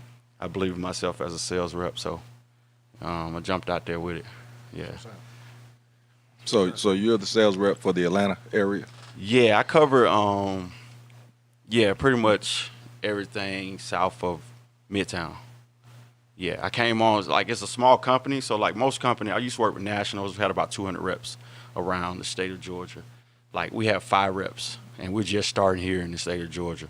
Got like 100 and you might have, I think about 800, 900 retail stores in the state of Georgia. We're in like 120 of them. So we're really just getting started. So I work anywhere from Midtown Atlanta all the way down to LaGrange, Georgia, and Greenville, where I'm from. So the retail stores, are you also, you know, with the clubs and cigar lounges? I'm a combo rep. Well, Okay. they would call it combo rep. So I work both on premise and off premise. Okay. So I do the retail stores and I do nightclubs and bars. And that was the other reason that I joined. I used to work with nationals. They put you in a territory. And if that territory doesn't do well, you don't do well. And it's like 100% commission based. So when I came on with Forte, I let them know about my experience. They gave me the keys. They gave me the ball to run with it. So they allowed me to go to be a combo rep, to work both on premise and off premise, to use my relationships and to work in the territory that I wanted. So like that was intriguing enough for me to jump on. So can you go a little north of Midtown? You can go. I could. Well, Okay. we have another rep that's I get just as experienced as me, who works Trying to make some connections everywhere. Who works everywhere above Alpharetta, but like if the connection is there, I can definitely take over any accounts that don't have our product in there, and it'd be mine. So if you know any, if there are any retail stores that owners, GMs that you have relationships with, couple conversations then, my or brother. like club owners, lounges, bars, like hit me up. Pennsylvania. So right now, the cognac is we're only allowed to sell in Georgia.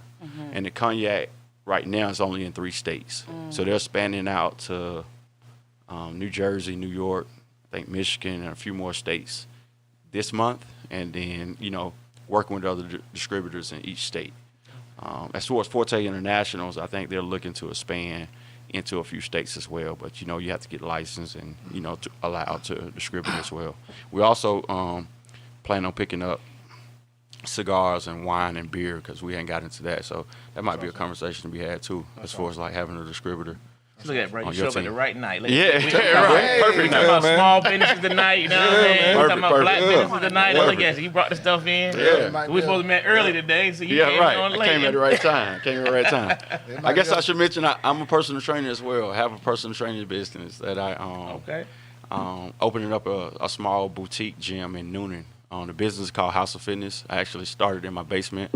That's where like that whole small beginning thing came from, with the alcohol, building from the ground up. I understand that grind, so I actually opened my gym up in my basement, converted my basement into a gym, called it House of Fitness, and my motto is building from the ground up.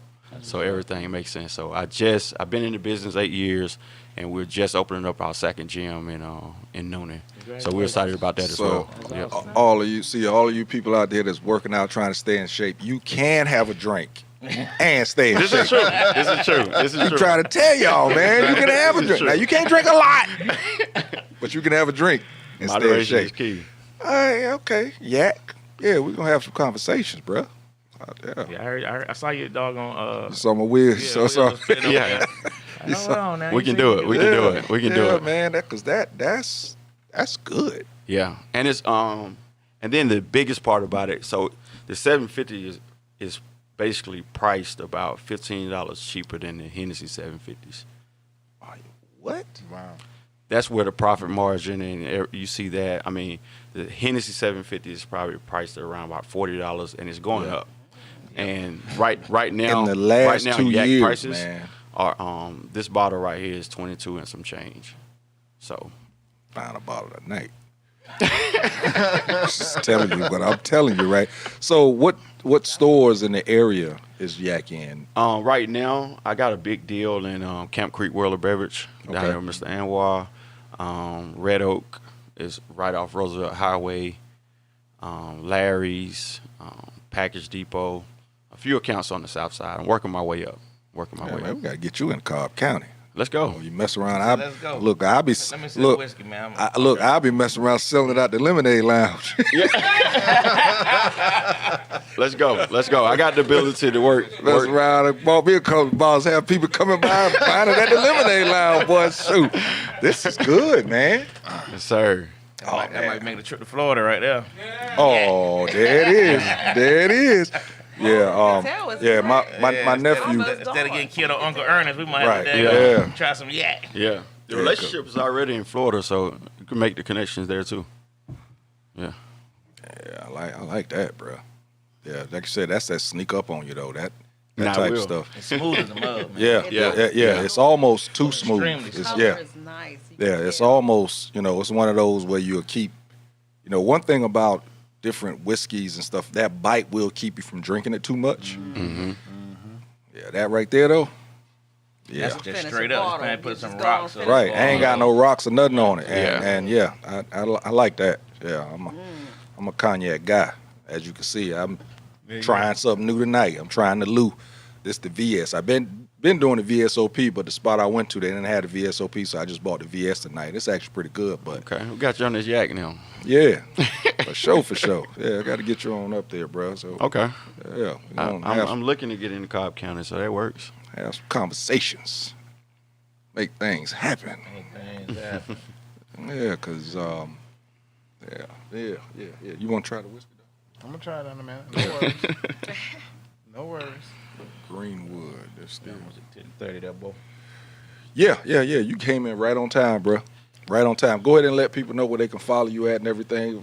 Personal training, the whole nine. Let them know. All right, cool. Yeah, my personal page, you can follow me at Captain_Reese. That's Captain with a K _Reese, REESE. The training page is House of Fitness, just like that, House of Fitness GA.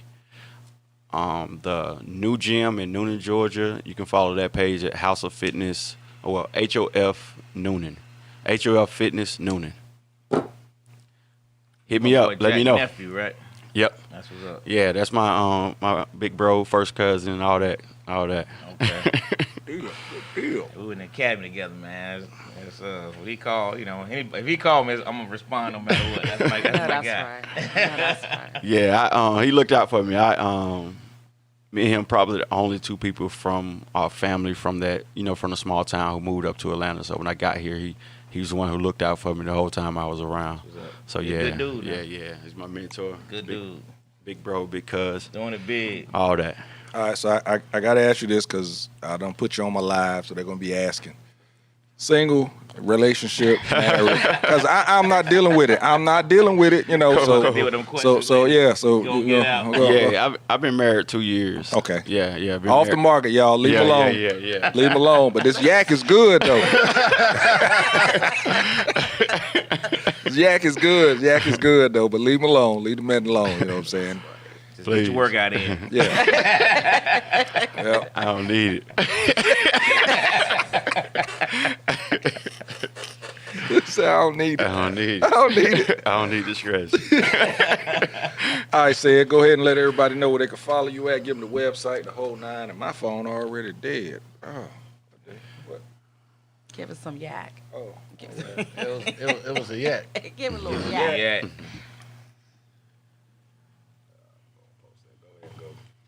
All right. www.fatashcollection, no S. .com, www.fatashcollection.com. IG is Fat Ash Collection, again, no S. And then we have our Facebook group, which is Fat Ash, and when you look it up, it'll say 12,200 members, and that's the one that you join.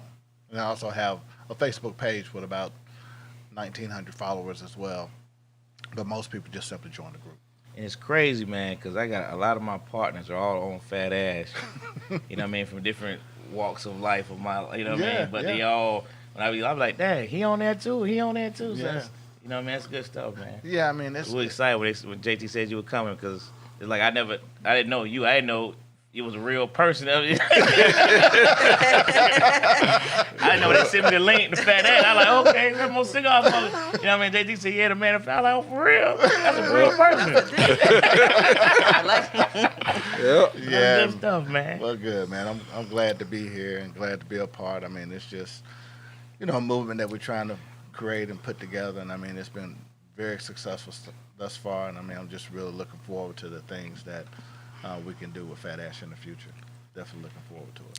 Yeah, we're gonna have him back so that y'all can see the ashtrays, the tumblers, the cups. You can see one of the cups right here. Yeah, because I could have brought my stuff tonight, but somebody didn't say nothing. But I thought everybody knew we're Classic Conversations. We smoking and drinking and talking. That's what makes it a classic conversation. If it was just a conversation, then we might not be smoking and having a drink. But bro, we are actually, it's classic up here, bro. That's what we doing. That's what we doing. All right, young lady, go ahead and let everybody know. Give them the full rundown, all of it, Red Nose, the comedy, all of it. Let them know where they can follow you at. Let them know what you're about to do also. We are Pittsburgh Black Comedy Association. You can find us at pittsburghblackcomedyassociation.com. We are doing the Red Nose Day. We are excited about Red Nose Day 2021. That will be again on May 27th where we will kick it off. We are working up to that date. And working up to that date, we will have virtual shows. We will have all kinds of fun activities to raise money for a meaningful cause. Again, that is for child homelessness and hunger. You can find us. You can also find me at Ma EC 1412. I had to think about it. Look, I don't look me up. Ma EC 1412. That is my Instagram. You can also find me at Ma EC on Facebook. Outstanding. Today is, man, I'm hoping y'all voted. January 5th, man. We've been talking about this thing for so long, and it's the day. I am hoping that you guys already got out there and voted, man. We had to send our stepson today on a special trip to get his vote in because they came to our house, came to the door. Oh, really doing it, huh? Bruh. Oh, yeah. I mean, I told you, I remember I told you that Pat said somebody came to his house. Yeah. Man, the dog started barking, so I'm thinking it was just a delivery man. And I looked out. This little girl was still standing at the door, so I go out there, and she asked for him by name. They've been mailing him stuff. She asked for him by name. And I said, well, actually, he's at work. She was like, well, listen, we're just stopping by because we noticed our records show that he hasn't voted yet. They know now, boy. And, just wanted to hand this. She put it on the door, and she said, he's going to vote for her? I was like, wow. I mean, they were for real about that thing. Oh, yeah. They was for real about it. They've been going hard. And because now I told that young lady, that was the last day to vote. I said, we will get him in there by the 5th. He's going to be going. Guess who showed up today? She showed up again. Showed up again today. For real? Yes, sir. Showed up again. Make sure they got back out there. Wow. Telling you, man. Yeah. They was out in full force. So if you didn't vote, it's your own fault. How about that? So couldn't have forgotten. Facts. You could not have forgotten. You got a text message or a phone call or something. I'm telling you, man. I mean, these text messages, boy. And I finally responded to one, and they hit me back and like, cool. You're gonna let everybody else know to get out there and do what you did because you're a superstar. And I'm like, wow, that was crazy. Yeah, they're trying to get that done. Promised me 3 voters today. I was like,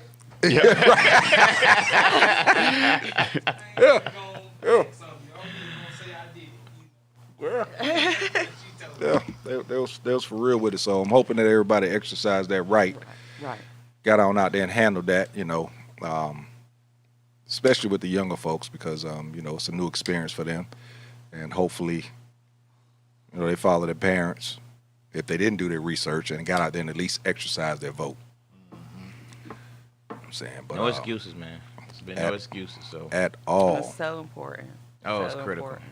This one's critical now. Mm-hmm. I said we It all had comes $2,000 Close to. we voted. And it all comes down to Georgia. And that All crazy. comes down to Georgia Yeah. again. Everybody that? looking this way. Isn't that That's crazy? right. If they How turn about Georgia that? blue all the way around, boy. Yeah. Hey, we didn't get into it today, but for all of my sports fans out there, you know, it was Black Monday yesterday to where they started firing all the coaches. Let me change that. Yeah, there you go. Let me change that. They relieved and parted ways with the coaches that were not of color. That's correct. But all of the coaches of color, they fired. Fired. I saw that. Saw that? I saw that. Yeah.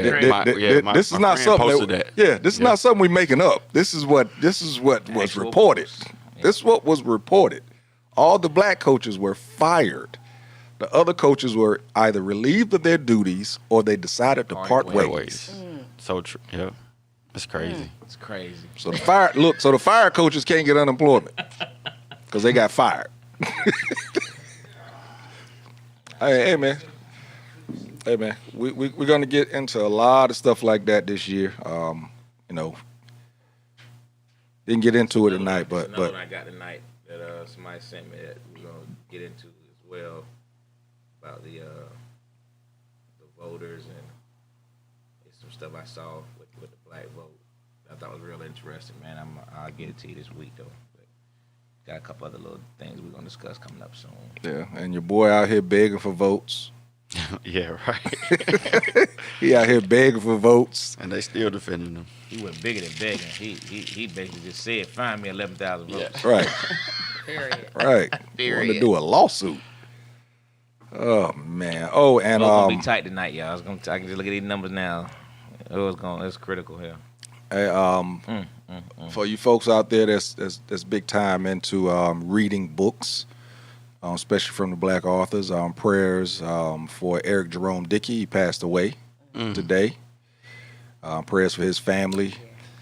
Also, Dr. Dre had an aneurysm. Brain aneurysm. He's in ICU. He's in ICU. Wow. That happened today. I don't know if any of my fans of DJ Lil Man out of New Jersey, big time house DJ. He's in the hospital today also. Not sure. Just talking about him last week. Guy got me through the pandemic. He did a mix every day of the pandemic. I think he is up. Of course, he probably didn't mix today, but he was up to, I think, like 297 straight days. Weekends, he was at his family reunion. He went live mixing every day. This dude did a mix. Some days he did two mixes because he would do a after hours mix at midnight. But shout out to him and his family, hoping that he's doing okay. I don't know the reason that he's in or whatever. I'll find all of that out after we get off air and everything. But times is crazy out there, man. Y'all know this new strand unhit. Recognize, I keep saying this now that I've researched it because I've realized that people are not recognizing. The reason you wear your mask is so that you can prevent yourself from spreading the virus. Just because you wear your mask does not mean you will not catch the virus. So if you're out with your mask on, still keep people, away from you that don't have their mask on. Don't worry about us up here. We've temperaturized. Did I say that right? No, but that's fine. Yeah. Okay. Yeah. Yeah. And stop shaming people, man. Every time you see a post on Facebook, they take a picture and they with somebody and they ain't got their mask. Stop shaming people so much, man. Stop doing that. There's a way to do it, but you don't have to shame nobody because all that does is, create more division. So you got anything else, bro? No. I mean, we usually close down by voting, but shoot, it's too late now. Now it just matters just we waiting and watching and waiting. Yeah. A long night. As far as what you were just talking about a minute ago, people got to remember that your eyes are also can be affected. So you can get, if you wear glasses, keep your glasses on when you're talking to people. Don't talk directly to people. I tend to, when people talking to me, I talk to them. go to the side. Talk, Yeah. talk right. I hear you. Yeah, okay. You right. You right. Hey, man, it's a different time, man. It's a new time. Let me change that because everybody keeps saying they hope stuff go back to normal. There's no normal. The normal that was is not going to be. It's a new normal. Recognize that. I don't think it's gonna come back. Yeah, it's a new normal going forward. Unfortunately. For us cigar smokers, we have to create our own little lane right now. The cigar lounges is, not the best place to go, but I still go every now. I haven't been in a while, but I got my own. I made my own lounge. And when the weather gets better, I'll be outside. Y'all are welcome to come sit in my backyard, as long as you bring your own tent. Got to bring your own tent. But hey, Classic Conversations, we're gonna take the 2 weeks off. Yeah, all right. We're gonna take the 2 weeks off. We were gonna do it this week, but this young lady here, I could not say no. You can't come after she bought a ticket to come down here and be with us tonight. So we're gonna take 2 weeks off, and when we come back, thank you oh, so no much doubt, for having me. no doubt. Like I said, make sure that you tag us in things going forward because we're gonna rock with you on that. And y'all get at me, all you cigar lounges out there trying to get some of this yak. That's it. I'm gonna get you hooked up. I got you. You know what's going connect. Yeah. Bonita. Yeah. We got this Greenwood whiskey. Greenwood whiskey. Hey man, was good as well. you're gonna be able to set your own little section up of black-owned liquors right over here, just like you got the black-owned. Right. Just long you have your black-owned cigars. Now you're gonna have your little section with the black-owned liquors. I'm telling you, you're gonna be able to change everything back there behind the bar. We're gonna change it up. Right. That's it. So, and all you folks out there, give it a try, man. Give it a try. I'm saying this is, like I said, this is pretty good. So, I think that's going to do it for us. Own, man. That's what it's about. Support your own. That's what it's about. Stop looking for a reason to criticize. They Support say the your black own. dollar only stays in the black community about 6 hours.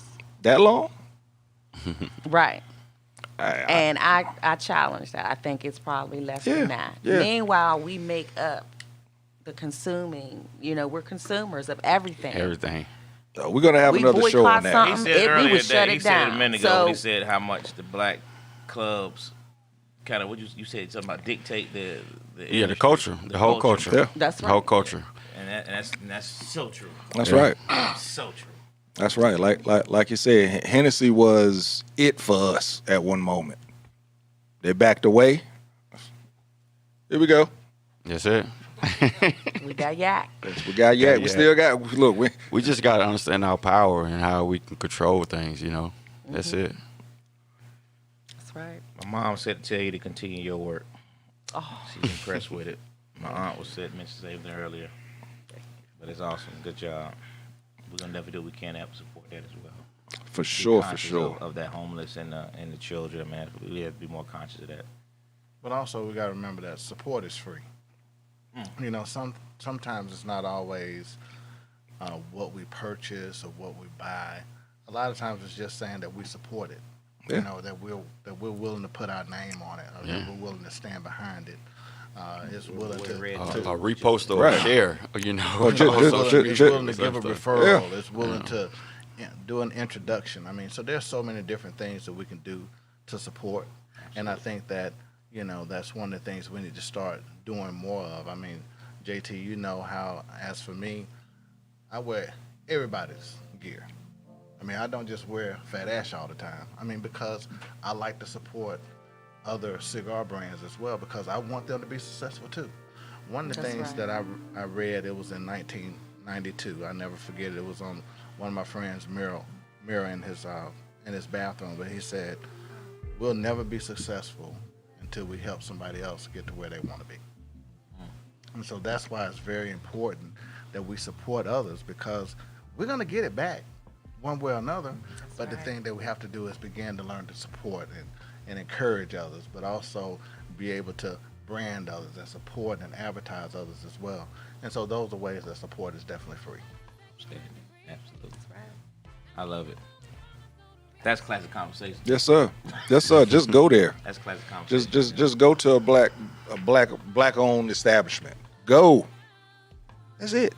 Just go. Uptown Comedy Corner, the only black. I had that conversation. I wasn't gonna say. I was waiting for you to cue in. A little slow there. Well, that's why we got to take 2 weeks off. You're a little slow. Right? Period. Only 3 in the entire U.S. of A. 3 truly black-owned clubs in the entire United States. Wow. Period. Big facts. All right, so that's going to do it, man. Like I said, we're going to take 2 weeks off. So we will be back towards the end of January because, next week we got a trip. Right. We'll be able to talk about that when we come back. Flag football week. Roll Tide. Yeah. Big game. Big game Monday night. Big game Monday night. Big game. Also, for real. before the big game, we got a little national holiday coming up, right? It's a national holiday. Your boy birthday is on Saturday. What's today's date? Damn, it sure is. What you doing? We'll talk about that. Don't want too many people showing up. We'll have to talk about that a little quiet. We got to be COVID cautious. Yeah, we got to be a little quiet about that. Can't talk about that too loudly. So, listen, man, like I said, we're going to take 2 weeks off. Appreciate everybody for tuning in. Like I said, you got black businesses up here. We also got a cause from a black woman up here. So y'all make sure that y'all support. We will see y'all in 2 weeks. Classic Conversations with JT and Low, and we are out. You dig? Appreciate you. And don't worry about the losses, trust God and love. Be free with your heart, safeguard your trust. We'll just pray, bless up, bless up, bless up. Just a second, let me breathe back. I need a moment for my soul to realign. 'Cause I've been feeling out of sync lately. Time to reconnect my spirit to my life. Right now, you want it, you need it so much.